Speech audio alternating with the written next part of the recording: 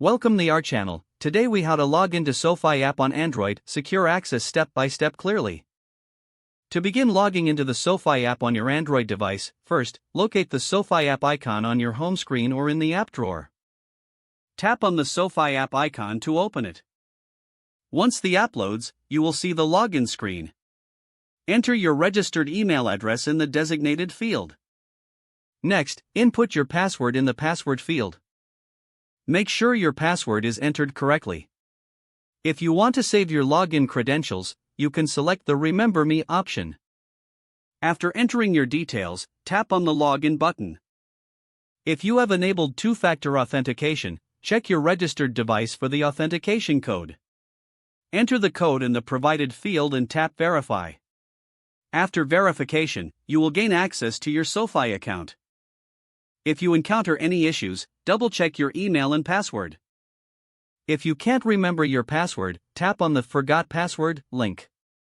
Follow the prompts to reset your password via email. After resetting your password, return to the login screen. Re-enter your email and new password to access your account. You are now successfully logged into the SoFi app. If the page does not load, refresh the browser or try again in a private or incognito window. Make sure you are using the correct email address, then retype it carefully to avoid small typos. If your password is not accepted, use the reset option and create a new strong password you can remember. Check your spam folder for verification or security emails, then complete any requested confirmation steps.